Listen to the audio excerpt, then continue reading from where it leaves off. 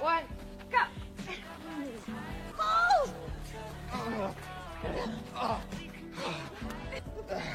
You win, all right? Let's go. Jules, baby, come on. Jules. Baby, Jules.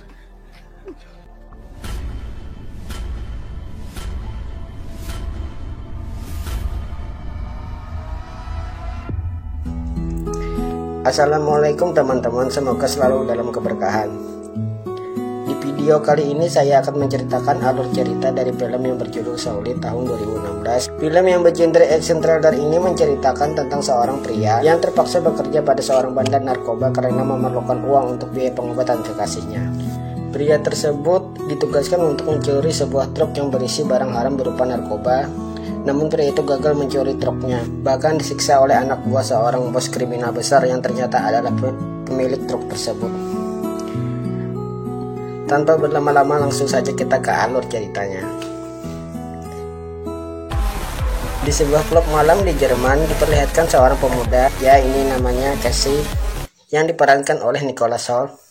Ia merupakan bintang utama di film ini, dan ini temannya Matthias, kita sebut saja Matt. Terlihat beberapa orang sedang melakukan transaksi narkoba.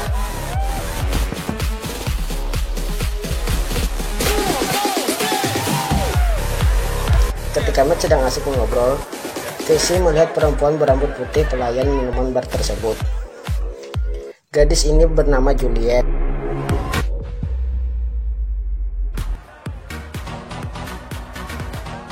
Casey yang tertarik mencoba mendekatinya lalu merayunya. Casey yang bertanya apakah Juliet orang Amerika.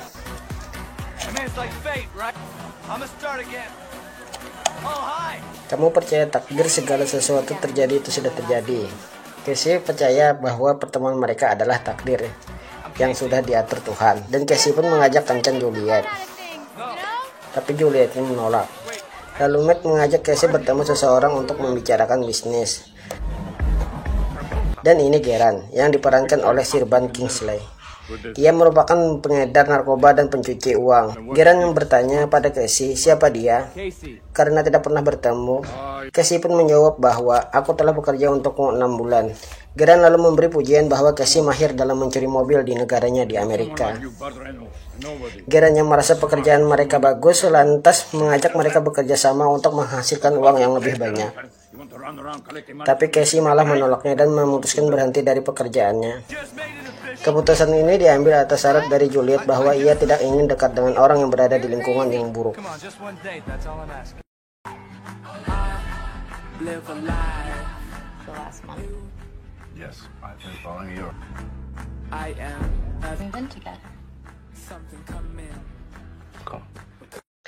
Singkat cerita, Geran bertemu dengan Hagen, mitra bisnisnya.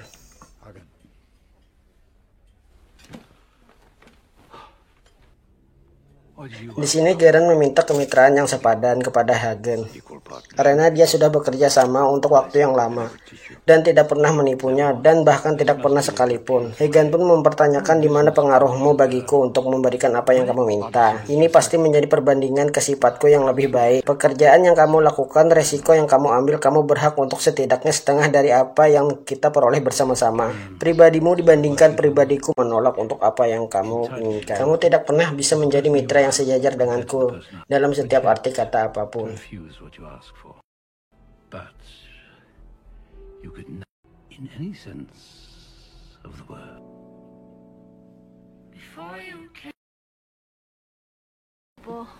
Di sisi lain, Casey dan Juliet terlihat sangat bahagia menjalani hubungan bersama. Semua berjalan baik sampai suatu saat Juliet menantang Casey untuk melepaskan pakaian mereka lalu tiduran di salju yang sangat dingin. Casey yang kedinginan lantas langsung memakai pakaiannya. Tak disangka Juliet terlihat masih tiduran di salju mengalami kejang-kejang dan dibawa ke rumah sakit.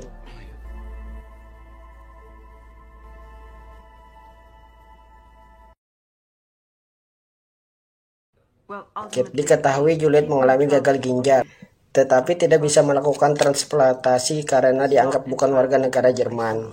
Agar bisa melakukan operasi, Casey terpaksa membawa Juliet ke Amerika, tapi itu membutuhkan biaya yang besar. Melihat Juliet dirawat, Casey pun langsung berpikir bagaimana cara agar mendapatkan uang yang banyak dan cepat. Casey mendatangi mantan bosnya Geran dan menanyakan pekerjaan apa yang menghasilkan banyak uang. Geran pun menjelaskan, setiap 6 bulan sekali sebuah truk melakukan perjalanan. Truk itu membawa 4.000 kubik bola golf yang terisi dengan kokain jauh dari Chili. Sedangkan supir truk tersebut tidak pernah mabuk, dia selalu tepat waktu. Atas truk itu dipasangkan kamera CCTV, berhenti pun tidak. Supir itu seperti psikopat, seperti Terminator yang mengemudi. Dan di atas truk itu dipasang GPS. Ternyata Casey disuruh merampok truk tersebut agar dia mendapatkan uang yang banyak. Singkat cerita, malam pun tiba. Casey bersama temannya melancarkan aksinya. Mereka menaruh mobil di tengah jalan yang seakan-akan habis terjadi kecelakaan. Bis pun berhenti dan supir mengawasi, akhirnya turun sambil mengancungkan senjata. Mobilnya ditembaki oleh supir tersebut, menyuruh menyingkirkan mobil tersebut dari jalannya. Dari arah samping, Casey langsung menghantam sang sopir, yang membuat supir terjatuh dan tidak bisa melawan. Sementara itu, GPS di belakang truk dipindahkannya agar tidak ada yang tahu kalau truk itu sudah dibajak.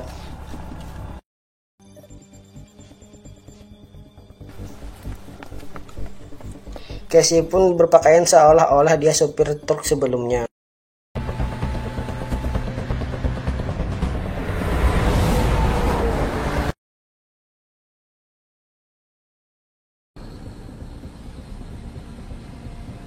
Di ruang CCTV, ternyata pengawas menyadari kalau truk mereka sudah diambil alih dan mengirim tim untuk menemukannya.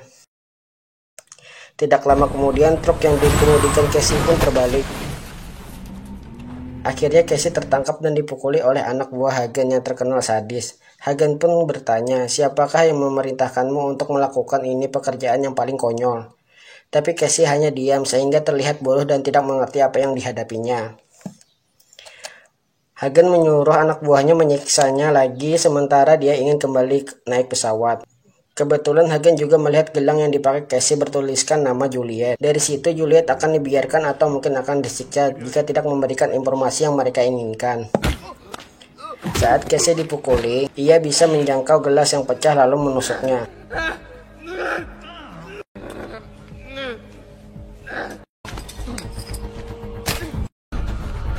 Casey pun kabur dengan membawa satu buah mobil mewah yang terdapat di dalam gudang. Sementara itu, Casey menelpon Juliet memberitahukan bahwa saat ini keselamatannya terancam. Tapi Juliet malah tidak mendengarkannya dan malah mematikan teleponnya. Dari sini kita belajar bahwa tidak bisa dipungkiri wanita selalu benar. Tidak berlangsung lama, dari arah belakang anak buah Hagen mengejarnya dan menembaknya. Aksi kejar-kejaran di dalam kota pun terjadi hingga mengakibatkan mobil yang dibawanya tersangkut.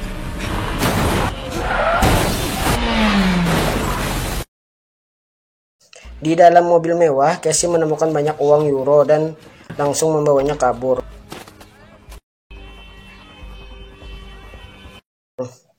Anak buah Hagen yang berkumis dan jenggot tebal ini terus saja mengejarnya. Casey pun mencuri mobil warga untuk kabur dari kejarannya. Sesampainya di jalan tol, Casey mendapat telepon dari Hagen bahwa Juliet sudah ada di tangannya. Casey pun berjanji akan mengembalikan miliknya Hagen, tapi bos kriminal itu malah menertawakannya dan menyuruhnya larilah babi kecil. Di jalan tol, Casey dikejar oleh beberapa mobil yang dilengkapi senjata api. Mobil yang dikendarinya tidak berbentuk lagi akibat tembakan beberapa kali. Satu tembakan mengenai ban mobilnya yang menyebabkan mobil itu terguling.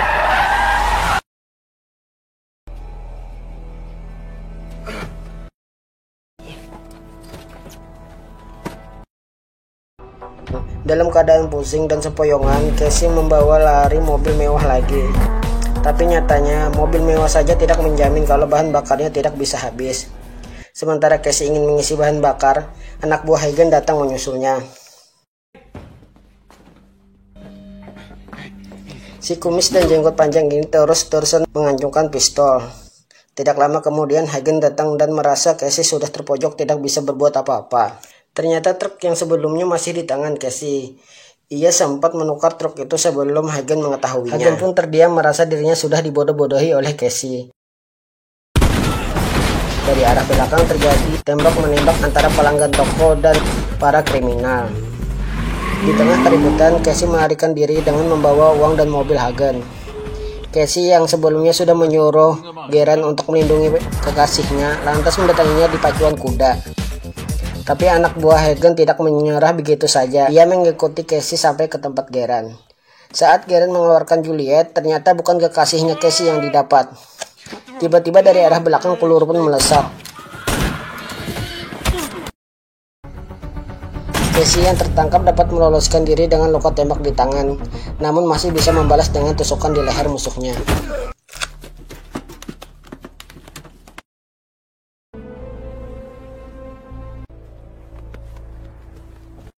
Akhirnya Casey dan Juliet bertemu, tapi lagi dan lagi kekacauan pun terjadi.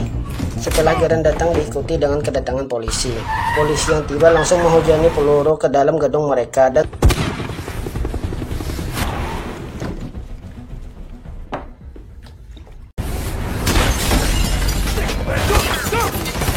sempat-sempatnya Casey mengambil tas berisikan uang untuk kabur. Di terminal, orang yang sama mengajar Casey lagi. Tas yang berisikan uang diserahkannya kepada Juliet. Untuk mengalihkan perhatian, Casey harus tertangkap polisi Jerman, dan anak buah Hagen tewas dihujani peluru oleh polisi Jerman. Scene berganti ke dalam ruang interogasi. Casey menaruhkan kesempatan, yang dimana dia bisa mengungkapkan kejahatan Hagen selama ini menjual kokain, karena barang bukti berupa truk dan isinya ada di tangan Casey. Polisi Jerman pun langsung menyetujuinya karena tidak pernah mengungkap kejahatan sebesar ini. Tak ketinggalan kisah Matt, dia mendapatkan paketan berupa uang euro pemberian Casey.